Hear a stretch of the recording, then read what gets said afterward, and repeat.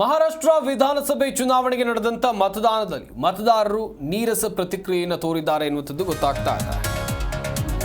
ಮಹಾರಾಷ್ಟ್ರದಲ್ಲಿ ನೀರಸ ಮತದಾನ ಮಧ್ಯಾಹ್ನ 3 ಗಂಟೆ ವೇಳೆಗೆ 45.53% ಮತದಾನ ಆಗಿದೆ. ಸರತಿ ಸಾಲಲ್ಲಿ ನಿಂತು ಬಾಲಿವುಡ್ ಸ್ಟಾರ್ಸ್ ವೋಟ್ ಮಾಡಿದ್ದಾರೆ.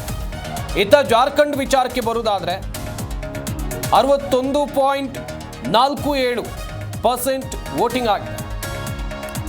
288 ವಿಧಾನಸಭಾ ಕ್ಷೇತ್ರಗಳಲ್ಲಿ ಬೆಳಗ್ಗೆ 7 ಗಂಟೆಗೆ ಮತದಾನ ಆರಂಭ ಆಯಿತು.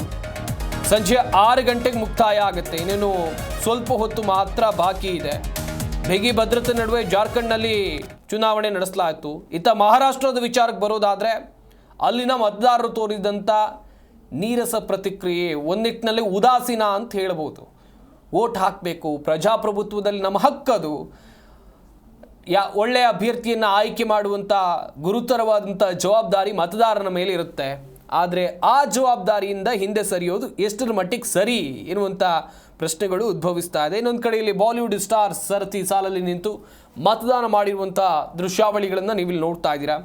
ಇತ್ತ ಜಾರ್ಖಂಡ್ ವಿಚಾರಕ್ಕೆ ಬರೋದಾದರೆ ಅಲ್ಲಿ ವೋಟಿಂಗ್ ಆಗಿರೋದು 61.47% ವೋಟಿಂಗ್ ಆಗಿದೆ ಎನ್ನುವಂಥ ಮಾಹಿತಿ ಸಿಕ್ಕಿದೆ. ಇತ್ತ ಬಾಲಿವುಡ್ ಸ್ಟಾರ್ಸ್ ತಮ್ಮ ಹಕ್ಕನ್ನು ಚಲಾಯಿಸಿ ಹೊರಗಡೆ ಬಂದು ಗಮನಿಸ್ತಾ ಇರಬಹುದು. ಘಟಾನುಘಟಿ ನಾಯಕರು ಕೂಡ ಮತ ಚಲಾಯಿಸಿದ್ದಾರೆ.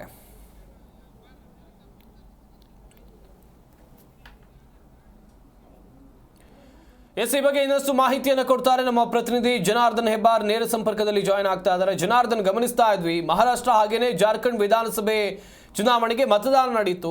ಮಹಾರಾಷ್ಟ್ರದ ವಿಚಾರಕ್ಕೆ ಬರೋದಾದ್ರೆ ಇಲ್ಲಿ ಯಾಕಿಷ್ಟು ಮತದಾರರಲ್ಲಿ ಉದಾಸೀನ, ಮತಗಟ್ಟೆಗೆ ಬಂದು ವೋಟ್ ಯಾಕೆ ಮಾಡಲಿಲ್ಲ, ಇಷ್ಟು ಕಡಿಮೆ ಪರ್ಸೆಂಟೇಜನ್ನು ಎಕ್ಸ್ಪೆಕ್ಟ್ ಮಾಡ್ಬೋದಾ, ಹೇಗೆ? ಸಂಪತ್, ಇದೇ ಮೊದಲ ಬಾರಿ ಏನಲ್ಲ, ಕಳೆದ ಬಾರಿಯೂ ಸಹಿತ ಮಹಾರಾಷ್ಟ್ರದಲ್ಲಿ ಇದೇ ರೀತಿಯ ಸರಾಸರಿ ಮತದಾನವನ್ನು ನಾವು ನೋಡಿದ್ದೀವಿ.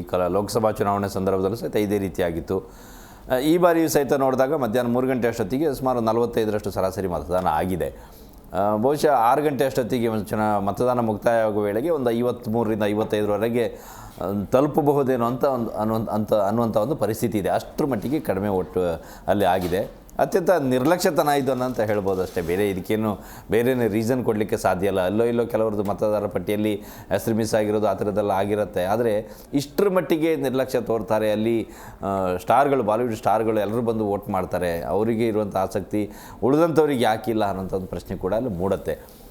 ಇನ್ನು ಜಾರ್ಖಂಡ್ ವಿಚಾರಕ್ಕೆ ಬಂದರೆ ಭಾಳ ಖುಷಿಯನ್ನು ಆಗುವಂಥ ವಿಚಾರ. 3 ಗಂಟೆ ಅಷ್ಟೊತ್ತಿಗೆ ಸುಮಾರು 61% ಸರಾಸರಿ ಮತದಾನ ಆಗಿದೆ. 61.5% ಮತದಾನ ಆಗಿದೆ.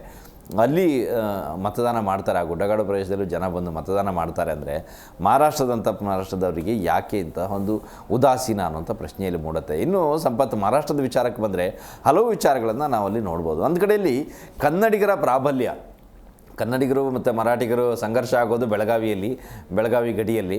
ಆದರೆ ಮುಂಬೈನಲ್ಲಿ ಕನ್ನಡಿಗರ ಪ್ರಾಬಲ್ಯ ಇದೆ. ಅಲ್ಲಿ 5-7% ಮತದಾರರು ಕನ್ನಡಿಗರೇ ಇದ್ದಾರೆ. ಮಂಗಳೂರಿನವರಿದ್ದಾರೆ, ಧಾರವಾಡ ಕಡೆಯವರಿದ್ದಾರೆ, ಬೆಳಗಾವಿ ಕಡೆಯವರಿದ್ದಾರೆ. ಈ ಭಾಗದವರೆಲ್ಲ ಅಲ್ಲಿ ಹೋಗಿ ಬೇರೆ ಬೇರೆ ಬಿಸ್ನೆಸ್ಸಲ್ಲಿ ತೊಡ್ಕೊಂಡಂಥವ್ರು, ಹೋಟೆಲು, ಸಿನಿಮಾ ಇಂಡಸ್ಟ್ರಿ, ಹೀಗೆ ಬೇರೆ ಬೇರೆ ಉದ್ಯೋಗದಲ್ಲಿ ಇದ್ದಂಥವರು ಸಾಕಷ್ಟು ಜನ ಕನ್ನಡಿಗರಿದ್ದಾರೆ. ಅವರು ಅಲ್ಲಿ ಒಂದು ರೀತಿಯಲ್ಲಿ ನಿರ್ಣಾಯಕ ಅನ್ನೋ ರೀತಿಯಲ್ಲಿ ಮತದಾರರು ಕನ್ನಡಿಗರು ಇದ್ದಾರೆ.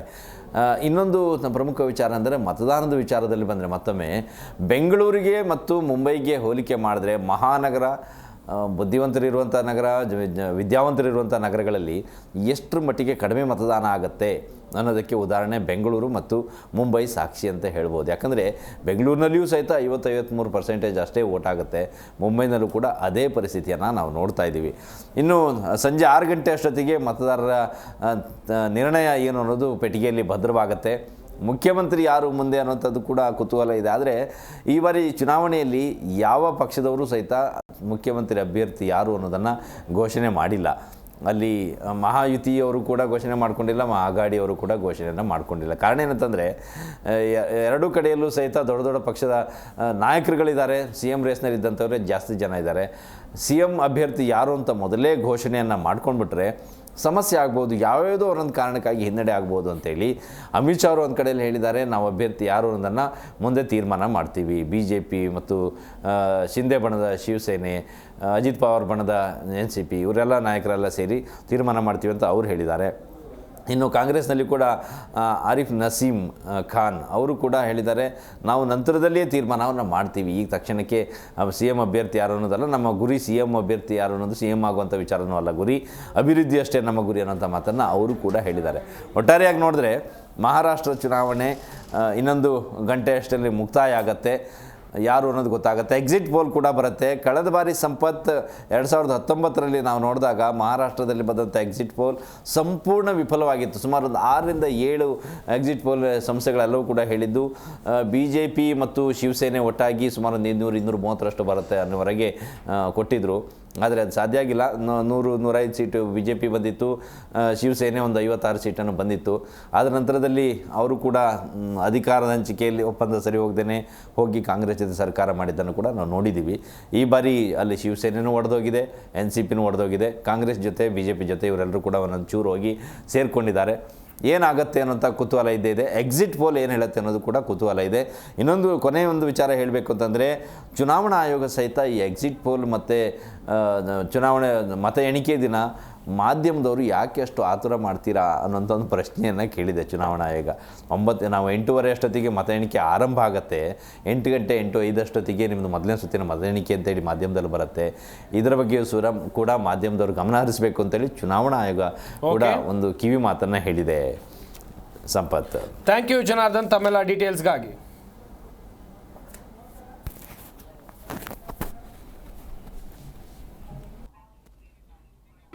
ಜಿ ಕನ್ನಡ ನ್ಯೂಸ್ ಈಗ ನಿಮ್ಮ ಮನೆಯಲ್ಲೇ ನೋಡಿ, ಎಲ್ಲ ಕೇಬಲ್ಗಳಲ್ಲಿ ಈಗ ಲಭ್ಯ.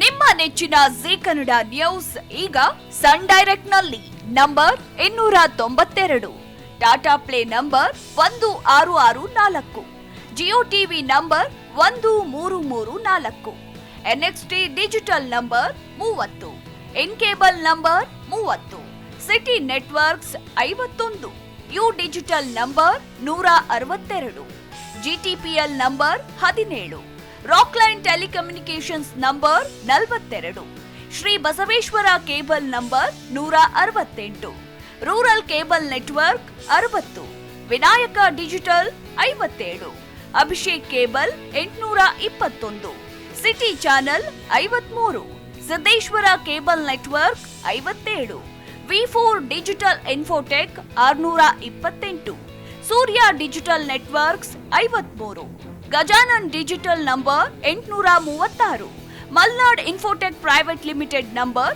56, Metrocast number 830, Victory digital number 167ರಲ್ಲಿ ನೋಡಿ ಆನಂದಿಸಿ.